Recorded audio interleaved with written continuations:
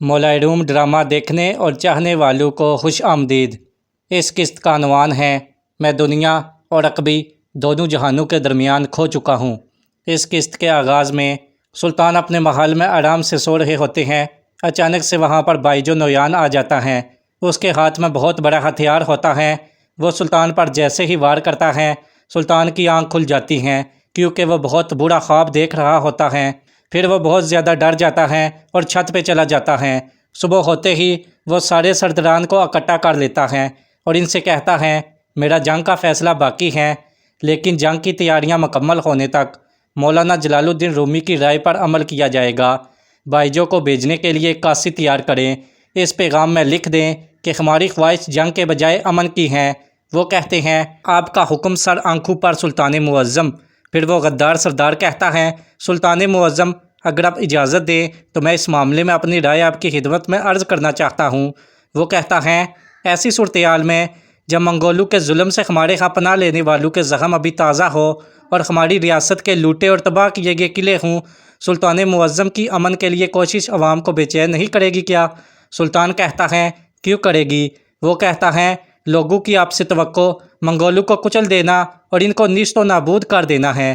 سلطان کہتا ہے ایسی صورتحال میں میرے والد علاء الدین کیقوباد کا منگولوں کے ساتھ صلح کرنا آپ کو پسند نہیں آیا کیا اصفہانی؟ وہ کہتا ہے بالکل ایسا نہیں ہے۔ سلطان کہتا ہے بس ایک بات اچھی طرح یاد رکھیں، اگر آپ چاہتے ہیں کہ کوئی آپ کو نقصان نہ پہنچائے لیکن صلح کی کوشش کروں گا، میں دیوان میں مولانا جلال الدین رومی کے مشورے پر بھی عمل کروں گا۔ قاصد کو دینے والا خط تیار رکھیں، وہ کل تک پیغام کے ساتھ شہر سے نکل جانا چاہیے۔ تاہم دیوان میں کہی گئی ہر ایک چیز راز ہے، اسی لیے یہ خبر سب کو بتانے کی ضرورت نہیں ہے۔ وہ کہتے ہیں جو حکم سلطان معظم۔ سلطان کہتا ہے اب آپ جا سکتے ہیں، اور وہ سب وہاں سے چلے جاتے ہیں اور وہ غدار اصفہانی بھی غصے میں وہاں سے چلا جاتا ہے۔ اگلے سین میں صلاح الدین کچھ چیزیں خرید رہا ہوتا ہے۔ اس کو باہر سے مجذوب کی آواز آتی ہے۔ وہ کہہ رہا ہوتا ہے میری چھڑی واپس دو۔ 3-4 بندے اس کو بہت زیادہ تنگ کر رہے ہوتے ہیں۔ پھر صلاح الدین باہر آ کر ان سب کو کہتا ہے کیوں تنگ کر رہے ہو اس کو، جلدی سے اسے چھڑی واپس کرو۔ پھر وہ مجذوب چھڑی وہاں سے لے کر چلا جاتا ہے۔ پھر ایک بندہ صلاح الدین کو کہتا ہے یہ بندہ اپنے آپ کو مدارس سمجھتا ہے، خدا کے لیے بتاؤ دیوانے کب سے مدارس بننے لگے ہیں؟ صلاح الدین کہتا ہے جب سے آپ جیسے لوگوں نے اپنی عقل کسی غریب کا مذاق اڑانے کے لیے لگانا شروع کی ہے تب سے۔ ایک بندہ کہتا ہے تعجب کی بات نہیں ہے جناب، ذرا دیکھیے جناب صلاح الدین بھی ان پڑھ ہیں، وہ بھی مدرسے کے مریدوں میں سے ہیں۔ اور دوسرا بندہ کہتا ہے ویسے بھی خداوندی گار کے مرید بھی ہمیشہ غریب اور فقیر ہی ہوتے ہیں۔ صلاح الدین کہتا ہے لیکن ان کے مرید متکبر نہیں ہیں، ہم جانتے ہیں آپ جیسے متکبروں میں اور بھی چھپی ہوئی چیزیں ہیں، اب جو بھی نفرت بڑی ہے اندر منہ میں وہ انڈیل دیں تاکہ آپ کا ظلم ختم ہو جائے۔ پھر تیسرا بندہ کہتا ہے توبہ توبہ، یہ آپ کے شایانہ شان نہیں ہے نا حضرات، ورنہ ایک مدرسے کا استاد ظلم کا یا منگولوں کا ساتھ کیوں دے گا؟ صلاح الدین کہتا ہے تمہارا یہ ناقص عقل کافی نہیں ہے، بالکل کافی نہیں ہے، آپ کا یہ ناقص عقل ہمارے مرشد کریم کو سمجھنے کے لیے کافی نہیں ہے، چاہے پڑھو یا لکھو پھر بھی کافی نہیں ہے۔ وہ کہتا ہے کافی کیوں نہیں ہے؟ صلاح الدین کہتا ہے اس لیے کیونکہ تمہارا دل اندھا ہے۔ پھر وہ تینوں غصے سے وہاں سے چلے جاتے ہیں۔ پھر اگلے سین میں غدار کہہ رہا ہوتا ہے کہ سلطان ایک طرف جنگ کی تیاری کر رہا ہے اور دوسری طرف صلح کی تیاری کر رہا ہے۔ پھر دوسرا کہتا ہے سلطان کو بھڑکانے والا کون ہے؟ وہ کہتا ہے مولانا جلال الدین رومی۔ اگلے سین میں صلاح الدین مولا روم کو ساری باتیں کہہ دیتا ہے۔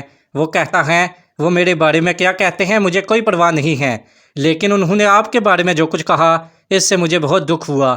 پھر مولانا جلال الدین رومی جلال میں آ جاتے ہیں اور کہتے ہیں آؤ میرے ساتھ صلاح الدین، اور غصے میں سیدھے ان لوگوں کے پاس آ جاتے ہیں۔ ادھر وہ مجذوب منگول کا ہاتھ پکڑ کر کہتا ہے چلو میرے ساتھ۔ وہ منگول کہتا ہے میری جان چھوڑ دو پاگل۔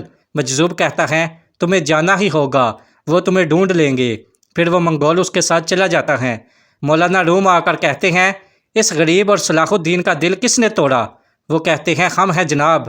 وہ ایک سے پوچھتے ہیں آپ کا پیشہ کیا ہے جناب؟ وہ کہتا ہے سنار ہوں۔ مولانا روم کہتے ہیں مطلب آپ کا سونے کا کاروبار ہے، تو آپ جو زیور بناتے ہیں اس کی خوبصورتی کی وجہ کیا ہے؟ وہ کہتا ہے اور کیا ہوگا، وہ سونے کا ہے، یہی جوہر ہے۔ مولانا روم کہتے ہیں لیکن یہ جانتے اور دیکھتے ہوئے بھی انسان کے جوہر کو دیکھنے سے قاصر ہو تم لوگ، اس جوہر کو سمجھنے اور ادراک رکھنے سے بہت دور ہو تم لوگ۔ اللہ کی قسم، انسان کی تخلیق جوہر میں نہ کوئی منگول ہے، نہ کوئی عیسائی ہے، اور نہ کوئی مسلمان، اور نہ ہی بت پرست ہیں کوئی۔ اللہ نے جب عالم ارواح میں انسانوں کی ارواح خلق کی، کیا ان کا جوہر ایک نہیں تھا؟ کیا یہ انسان ہی ہیں؟ کیا یہ انسان ہی ہیں جو انسان کو ان کے جوہر سے الگ کرتا ہے؟ مجھے وہ خالص جوہر پسند ہے۔ صلاح الدین زرکوب کو اور اس غریب دونوں میں وہی جوہر ہیں۔ اپنے گربان میں جھانک کر دیکھیں اور پوچھیں کہ مجھ میں وہ جوہر کہاں ہے؟ وہ جوہر کہاں ہے کہ میری زبان سے شر نکل رہا ہے؟ یاد رکھے اسے جو میں نے کہا ہے۔ خدا کے لیے مت بھولنا، اقوام کو ایک نظر سے نہ دیکھیں۔ لوگوں کے لیے وہ اگر مدارس بھی ہیں تو وہ در حقیقت باغی ہیں۔ اور پھر مولا روم وہاں سے چلے جاتے ہیں۔ پھر وہ مجذوب منگول کو کہتا ہے، دل نہ توڑنا، کسی کا دل مت توڑنا۔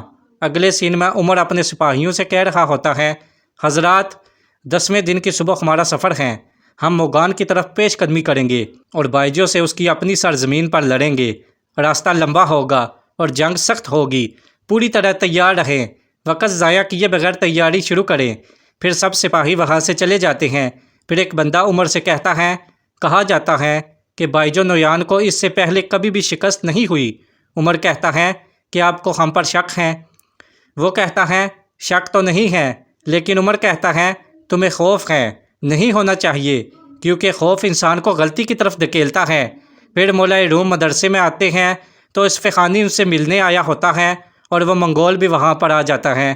پھر اصفہانی کہتا ہے، آپ ہماری آنے کی وجہ کے بارے میں سوچ رہے ہوں گے، ہمارا سلجوقی لشکر 10 دنوں میں موگان کے لیے روانہ ہوگا۔ بائیجو کا بیٹا منگول بھی وہ ساری باتیں سن رہا ہوتا ہے۔ پھر اصفہانی کہتا ہے، بائیجو کو اس کے اپنے ہی فوجی قرارگاہ میں شکست دیں گے انشاءاللہ، اس لیے ہم آپ سے یہاں دعائے خیر طلب کرنے آئے ہیں۔ مولانا روم کہتے ہیں، میں آپ کے مسکرانے کی وجہ پوچھنا چاہتا ہوں۔ ساری دنیا میں دہشت پھیلانے والے منگولوں کا انجام قریب ہے، خداوندی گار یہی میری مسکراہٹ کی وجہ ہے۔ اس کے علاوہ آپ کی اولاد کا میرے ساتھ کام کرنا ماشاءاللہ، اس نے اپنے علم سے مجھے حیران کر دیا ہے۔ مولانا روم کہتے ہیں، مجھے اپنے بیٹے علاء الدین پر پورا اعتماد ہے، اور جہاں تک آپ کی آرزو کی بات ہے، میں آج کی طرح کل بھی سلجوقوں کے لیے دعا گو ہوں۔ اس جنگ کا خاتمہ اچھا ہو یا برا، یہ ایک دور کی ابتدا اور دوسرے کا اختتام کرے گی، یہ یقینی ہے۔ اب اجازت چاہوں گا۔ وہ کہتا ہے، گناہ گار نہ کریں۔ اس غدار نے ساری باتیں منگول کو سنانے کے لیے کی تھی۔ پھر وہ مجذوب اس پر کچھ پھونک کر چلا جاتا ہے۔ اگلے سین میں بائیجو اور اس کا بیٹا آگ کے دریا کے اوپر کھڑے ہوتے ہیں۔ اس کا بیٹا کہتا ہے، بابا ہم یہاں کس لیے آئے ہیں؟ بائیجو کہتا ہے، تمہارے لیے۔ پھر اس کو پکڑ کر آگ کے دریا میں پھینکنے والا ہوتا ہے۔ وہ بہت روتا ہے، چیختا ہے، چلاتا ہے۔ وہ کہتا ہے، بابا ایسا مت کریں۔ وہ کہتا ہے، تم میری من چاہی خبر نہیں لے کر آئے۔ اس کا بیٹا کہتا ہے، اس بار میں وہی کروں گا جو آپ چاہیں گے، مجھے ایک موقع اور دے بابا۔ نویان کہتا ہے، میں نے کہا تھا نا من چاہی خبر لیے بغیر نہ لوٹنا، اور بہت غصے میں آ کر نیچے پھینک دیتا ہے، اور وہ اچانک سے اٹھ جاتا ہے۔ بہت خوفناک خواب آتی ہیں اسے، اور وہ مجذوب بھی اس کے سامنے بیٹھا ہوتا ہے۔ وہ مجذوب کو گلے سے پکڑ لیتا ہے۔ وہ کہتا ہے، چھوڑ دیا کیا؟ وہ منگول اور زیادہ پریشانی میں آ جاتا ہے کہ اس کو کیسے پتہ چلا، اور کہتا ہے، میرا پیچھا چھوڑ دو پاگل، اور غصے میں باہر نکل جاتا ہے۔ وہ باہر نکلتا ہے تو اسے مولا روم کا کمرہ نظر آتا ہے۔ وہ باہر سے خنجر اٹھا کر سیدھا ان کے پاس چلا جاتا ہے۔ جیسے ہی وہ اندر داخل ہوتا ہے، مولا روم کہتے ہیں، آؤ بچے، آؤ بیٹھو، اور وہ خنجر اپنے ہاتھ میں چھپا کر ان کے پاس بیٹھ جاتا ہے۔ مولا روم کہتے ہیں، تمہاری حالت فریاد کر رہی ہے کہ مجھے ایک مسئلہ ہے، بتاؤ مجھے۔ وہ کہتا ہے کہ آپ نے کبھی کسی کو مارا ہے کیا آپ موت سے ڈرتے ہیں؟ مولانا روم کہتے ہیں، تم ڈرتے ہو کیا؟ وہ کہتا ہے، بہت، اور مجھے ڈر بھی بہت لگتا ہے، میں اسے ظاہر نہ کرنے کی کوشش کرتا ہوں۔ مولانا روم کہتے ہیں، جتنا زیادہ چھپاتے ہو اتنا ہی واضح ہوتا ہے۔ در حقیقت زندگی 2 سانسوں پر مشتمل ہے۔ یہ جب ہم پہلی بار وجود کے دائرے میں آتے ہیں تو لیتے ہیں، اور جب ہم غیب کے دائرے میں جاتے ہیں تو دیتے ہیں۔ وجود کے دائرے میں وقت بہت مختصر ہے، صرف ایک چیز ہے جو اس مختصر وقت میں لوگوں کی مدد کرتی ہے، وہ ہے موت۔ صورتحال خود ہی سمجھ جاؤ گے کہ موت دراصل زندگی ہے۔ ویسے موت اگر ایک بری چیز ہوتی تو کیا یہ کبھی انسان کا ساتھ دیتی؟ مطلب ہم کو موت میں چھپی حکمت کو سمجھنا چاہیے، اسے معلوم کرنا چاہیے کہ حکمت کیا ہے۔ کیونکہ اللہ تعالیٰ زندہ سے مردے کو نکالتا ہے، اس لیے وہ جب چاہتا ہے تمہاری زندہ روح سے مردہ نفس کو نکال کر اسے مار دیتا ہے۔ پھر تمہیں اسے مارنے کے طریقے تلاش کرنے ہوں گے۔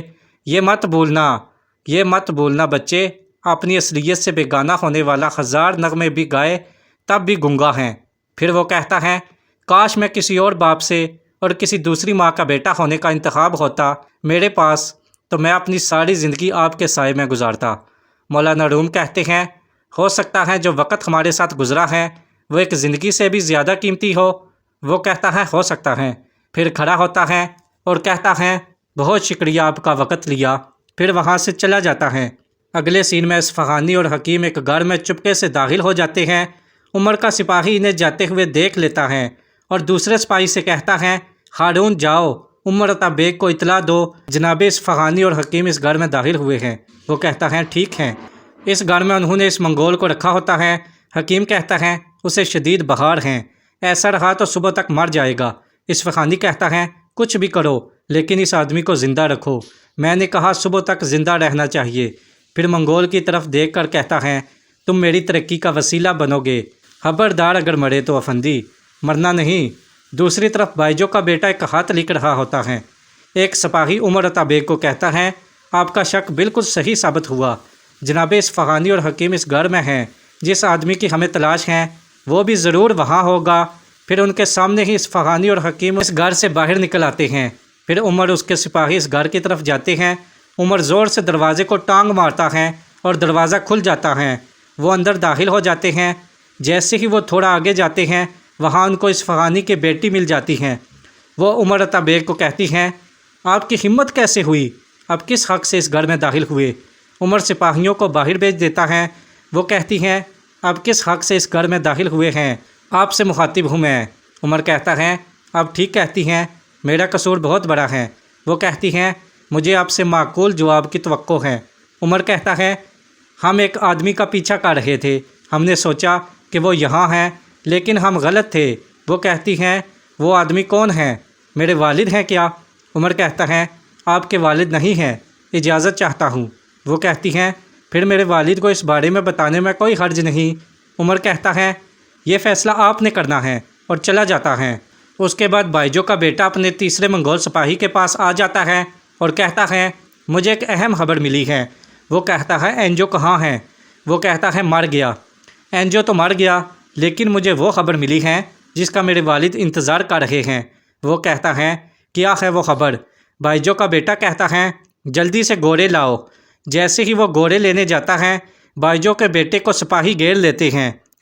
پھر وہ کہتا ہے جلدی سے بھاگو یہاں سے، اور بائیجو کے بیٹے کا سپاہی گھوڑے پر بیٹھ کر بھاگ جاتا ہے اور وہ بائیجو کے بیٹے کو پکڑ لیتے ہیں اور پکڑ کر اسے لے جاتے ہیں۔ امید کرتا ہوں آپ کو ہماری یہ ویڈیو پسند آئی ہوگی۔ اس کا پارٹ 2 دیکھنے کے لیے ہمارے چینل کو سبسکرائب کر لے، ویڈیو کو لائک کر لے۔ اللہ حافظ۔